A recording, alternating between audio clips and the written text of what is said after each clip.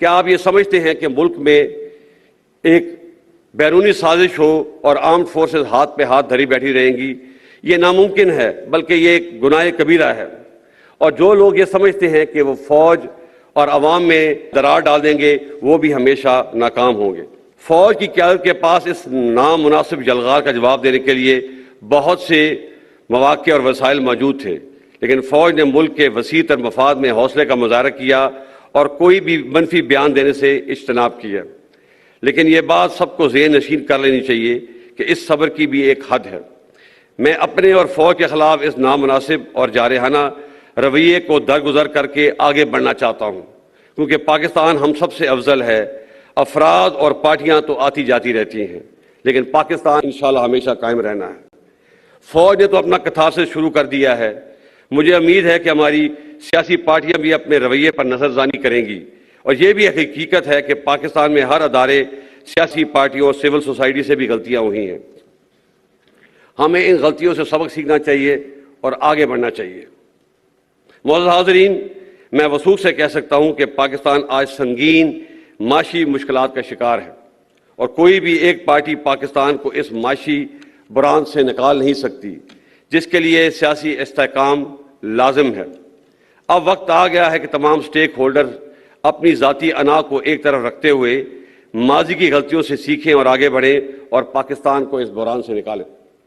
اس کے ساتھ ساتھ ہمیں جمہوریت کی روح کو سمجھتے ہوئے اور عدم برداشت کی فضا کو ختم کرتے ہوئے پاکستان میں ایک سچا جمہوری کلچر اپنانا ہے۔ میں کافی سالوں سے اس بات پہ غور کر رہا تھا کہ دنیا میں سب سے زیادہ انسانی حقوق کی پامالی یعنی کہ ہیومن رائٹس کی وائلیشن ہندوستانی فوج کرتی ہے، مگر ان کے عوام کم و بیش ہی ان کو تنقید کا نشانہ بناتے ہیں۔ اس کے برعکس ہماری فوج جو دن رات قوم کی خدمت میں مصروف رہتی ہے، گائے بگائے تنقید کا نشانہ بنتی ہے۔ میرے نزدیک اس کی بڑی وجہ 70 سال سے فوج کی مختلف صورتوں میں سیاست میں مداخلت ہے، جو کہ غیر آئینی ہے۔ اس لیے پچھلے سال فروری میں فوج نے بڑی سوچ و بچار کے بعد فیصلہ کیا کہ آئندہ فوج کسی سیاسی معاملے میں مداخلت نہیں کرے گی۔ میں آپ کو یقین دلاتا ہوں کہ ہم اس پر سختی سے کاربند ہیں اور آئندہ بھی رہیں گے۔ تاہم اس آئینی عمل کا خیر مقدم کرنے کے بجائے کئی حلقوں نے فوج کو شدید تنقید کا نشانہ بنا کر بہت غیر مناسب اور غیر شائستہ زبان کا استعمال کیا۔ فوج پہ تنقید عوام اور سیاسی پارٹیوں کا حق ہے، لیکن الفاظ کے چناؤ اور استعمال میں احتیاط برتنی چاہیے۔ ایک جعلی اور جھوٹا بیانیہ بنا کر ملک میں ہیجان کی کیفیت پیدا کی گئی اور ابھی اسی جھوٹے بیانیے سے راہ فرار اختیار کی جا رہی ہے۔ سینئر لیڈرشپ کو غیر مناسب القابات سے پکارا گیا۔ میں آپ کو واضح کر دینا چاہتا ہوں کہ فوج کی قیادت کچھ بھی کر سکتی ہے، لیکن کبھی بھی ملک کے مفاد کے خلاف نہیں جا سکتی۔ 2018 کے الیکشنوں میں بعض پارٹیوں نے آر ٹی ایس کے بیٹھنے کو بہانہ بنا کر جیتی ہوئی پارٹی کو سلیکٹڈ کا لقب دیا، اور 2022 میں اعتماد کا ووٹ کھونے کے بعد ایک پارٹی نے دوسری پارٹی کو امپورٹڈ کا لقب دیا۔ ہمیں اس رویے کو رد کرنا ہوگا۔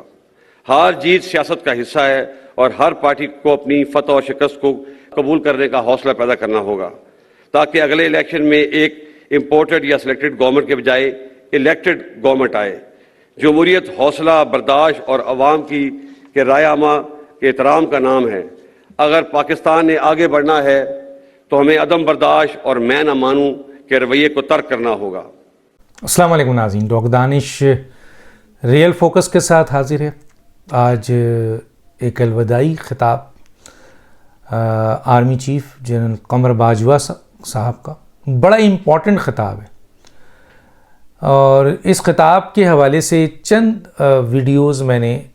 شروع میں لگائی، آپ نے دیکھ لیا ہوگا۔ ان ویڈیوز کی بڑی اہمیت ہے۔ یہ جو اس میں اسٹیٹمنٹ ہے جنرل باجوہ صاحب کا، بہت ہی بڑا ہے، بہت اہم ہے،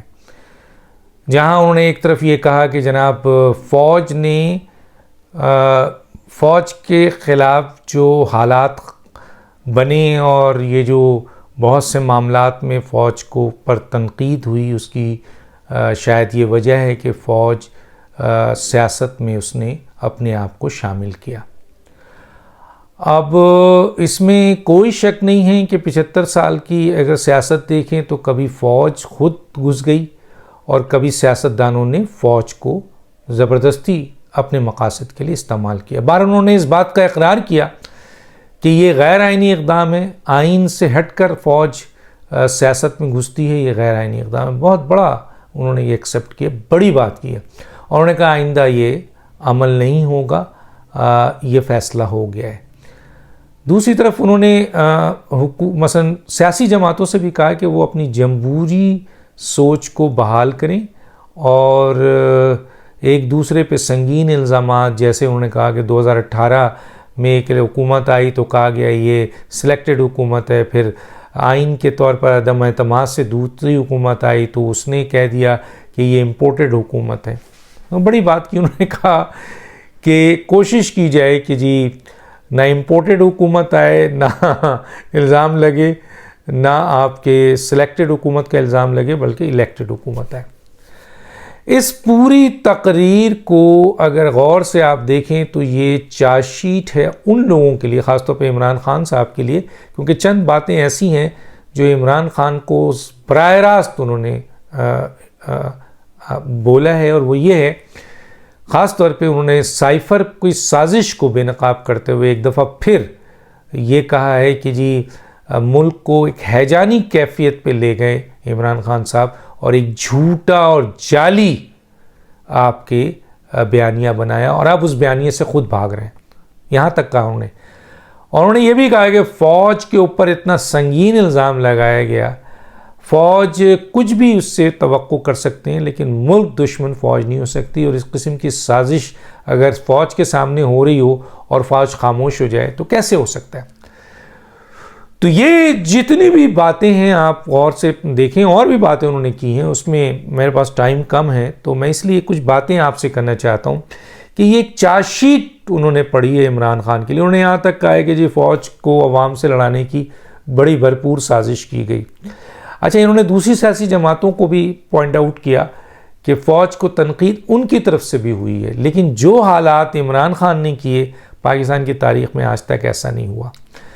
اور یہ چارج شیٹ اس چارج شیٹ کا تسلسل ہے جو کہ D G I S P R اور D G I S I یعنی جناب بابر افتخار اور جنرل ندیم انجم نے آج سے کچھ ہفتے پہلے پریس کانفرنس کی تھی. یہ اسی کا تسلسل ہے جو آج آرمی چیف نے اپنی الوداعی شہداء کے خطاب سے خطاب کرتے ہوئے یہ ساری چیزیں بتائی ہیں. اور یہ ایک وارننگ بھی دی انہوں نے. مثلا انہوں نے ایک بات کہی کہ فوج کو آپ اتنا مجبور نہ کریں، میں نے تو بہت برداشت کر لیا، اور میرا خیال ہے یہ تسلسل ہے آنے والے چیف کے لیے بھی کہ وہ عمران خان کے لیے جہاں یہ چارج شیٹ ہے، جہاں انتباہ ہے ان کو، جہاں وہاں اور یہ چارج شیٹ ہے وہیں ان کو ایک آخری وارننگ ہے کہ اس حد تک نہ جائیں آپ کہ فوج اپنے برداشت کو کھو بیٹھے. تو برداشت کو اگر وہ کھو بیٹھے گی تو پھر جو ہوگا پھر دنیا دیکھے گی. تو یہ بڑی واضح طور پر آرمی چیف کا آج کا جو سارا کا سارا آپ کا بیان ہے بہت امپورٹنٹ ہے، اور اس حوالے سے میں سمجھتا ہوں کہ انہوں نے آج اپنے بیان سے سیاست میں ایک نئی روایت قائم کرتے ہوئے ایک نیا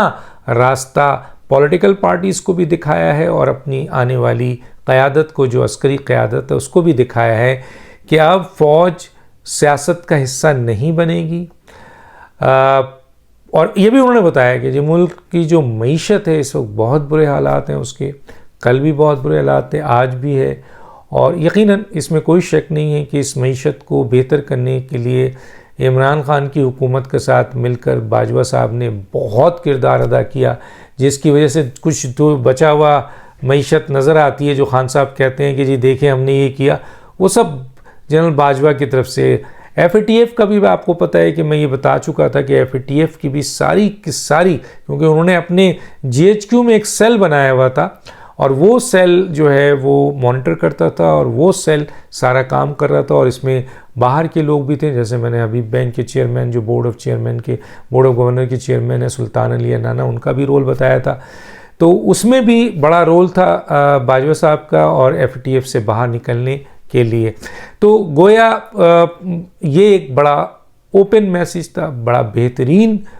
خطاب تھا, بہت اچھا خطاب تھا کہ جناب سیاستدانوں کو چاہیے کہ وہ اپنے پرانے رویے پر توجہ دیں, کیونکہ فوج اپنے پرانے رویے کو پر توجہ دے کے اپنی نئی حکمت عملی جو حلف اور آئین کے اندر آتی ہے وہ نبھائے گی, وہ اس طرف جا رہی ہے. اور لوگ جو ہیں اس کو گھسیٹ رہے ہیں اپنے مفادات کے لیے, اور نہیں وہ آ رہی ہے تو اس کو ملائن کر رہے ہیں, فوج کو کمزور کر رہے ہیں, فوج کے خلاف اور فوج کے سربراہ کے خلاف جس قسم کی باتیں ہوئی ہیں انہوں نے واضح طور پہ کہہ دیا کہ اب یہ برداشت نہیں ہوگا. یعنی آنے والے عسکری قیادت کو ایک اپنے آنے والے ساتھی کو یہ پیغام دے کے جا رہے ہیں کہ انف از انف, ہم نے برداشت کر لیا. اب اگر فوج اپنے آئینی اور حلف کا رول ادا کر رہی ہے تو تمام سیاسی جماعتیں, بالخصوص عمران خان کی سیاسی جماعت, اب ایسی کوئی گفتگو سے باز آ جائے. اب یہاں پر یہ بات بالکل کلیئر ہو گئی, کتنی اچھی انہوں نے بات کی ہے اور بہت ہی مضبوط بات کی ہے. اب دیکھیں آرمی چیف کی اپوائنٹمنٹ اب کل جو ہے وہ کابینہ فیصلہ کر دے, کابینہ کے ساتھ ڈسکس ہوگا اور اس کے ساتھ ساتھ اتحادیوں سے بھی ایک مشاورہ ہے, لیکن فیصلہ پرائم منسٹر نے کرنا ہے اور کل فیصلہ ہو جائے گا ان 6 جنرلوں میں سے 2 جنرل کون ہیں جن کو یہ 2 پوسٹ دی جائے گی, آرمی چیف کی اور جوائنٹ چیف آف اسٹاف کی. میری معلومات کے لحاظ سے یہ طے ہو چکا ہے, کوئی اور اس کو ٹی وی پہ لا رہا ہے لیکن میں نہیں لا رہا, کیونکہ ایک ذمہ داری ہوتی ہے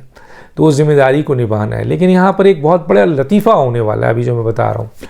وہ لطیفہ بھی میں آپ کو سناتا ہوں, اور وہ یہ ہے کہ میں ہمیشہ کہتا ہوں کہ بیگانے کی شادی میں عبداللہ دیوانہ. دیکھیں آپ پرائم منسٹر کا استحقاق ہے وہ کل کی کیبنٹ کی میٹنگ میں ڈسکس کر کے ان ناموں کا اعلان کر دیں گے, ہو گیا کام. اب جو ہم بہت دنوں سے آپ کو ایک بات کہہ رہے تھے کہ عمران خان اپنے اس ملازم کو, جس کو وہ ملازم سمجھتے ہیں صدر, وہ سمجھتے ہیں کہ جی میرا حکم صدر مانے گا اور میں جیسا کہوں گا وہ کرے گا, اور صدر ایسا کرتے رہے ہیں کہ وہ آئینی صدر بننے کے بجائے, ایک انڈیپینڈنٹ صدر بننے کے بجائے انہوں نے ہمیشہ عمران خان کی غلط باتوں کو مان کر آج بھی کئی چیزوں میں وہ آئین شکن ہو چکے ہیں اور قانونی طور پر ان کو بڑی ہزیمت اور ذلت اٹھانی پڑی ہے, سپریم کورٹ کی چماٹ بھی پڑی ہے بہت سے فیصلوں میں. آج عمران خان کیا کہہ رہے ہیں؟ عمران خان کہہ رہے ہیں کہ جناب بہت اہم آئینی جو ہے اہم ترین شخص کا فیصلہ ہونے والا ہے اور عہدے کا فیصلہ ہونے والا ہے اور صدر مجھ سے مشاورت کریں. اب آپ بتائیے اس ذہن کے آدمی کو کیا کہا جائے کہ جناب آئین کا آرٹیکل 243 ہے, آئین کا آرٹیکل 48 ہے, اس میں باضابطہ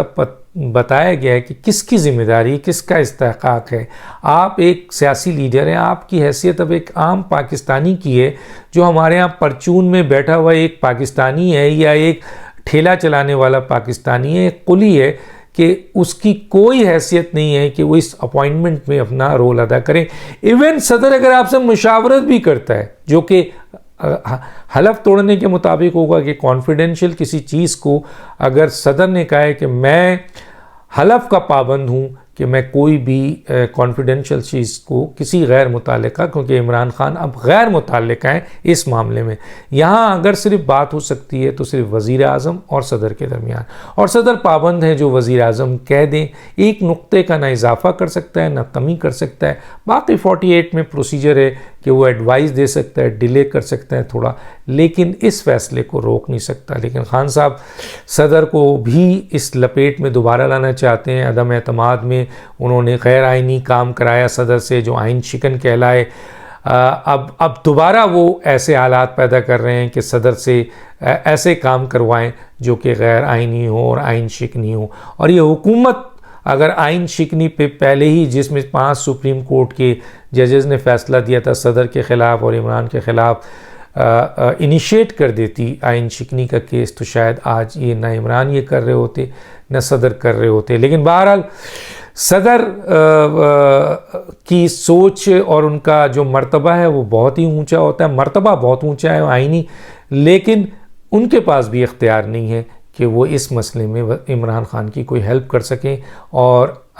فیصلہ کرنے والے آرمی چیف کا جو وزیر اعظم فیصلہ کریں یا کیبنٹ فیصلہ کرے اس میں ایک نقطے کی کمی یا اضافہ کریں. چنانچہ یہ چیز جو ہے وہ اب فرسٹریشن کا شکار کر گئی ہے عمران خان کو, اور وہ ذہنی مریض والا سلسلہ آ رہا ہے کہ بیگانے کی شادی میں عبداللہ دیوانہ. بھئی آپ کا کوئی رول ہی نہیں ہے, آپ صدر کے سر پہ سوار ہو جاؤ, آپ کچھ نہیں کر سکتے. آپ صدر کو پکڑ کر اس کے کان میں زور زور سے بولو کہ یہ ہو, نہیں کر سکتا صدر کچھ, اس کے پاس اختیار ہی نہیں ہے. اور میں نے آپ کا اختیار بتا دیا کیا, لیکن آپ خواہ گھس رہے ہیں کہ اس میں آپ گھسیں اور اس میں آپ گن کریں. اس میں نہیں, گن بھی نہیں کر سکتے آپ, اس لیے کہ یہ عمل آئین میں بالکل اوپن موجود ہے, اور اس میں آپ جو بھی کچھ کریں گے ذلیل و خوار ہوں گے, مزید ذلیل و خوار ہوں گے. تو یہ چند باتیں ہیں, اور دیکھیے کل ہو سکتا ہے اعلان ہو جائے آرمی چیف کا نئے اور جوائنٹ چیف اسٹاف کا, اور یہ چیپٹر ختم ہو جائے, اور پھر 26 کو عمران خان کیا کریں گے اس کے اوپر میں ویلاگ ایک اور امپورٹنٹ دوں گا. ڈاکٹر دانش کو یاد دیجیے. اللہ حافظ.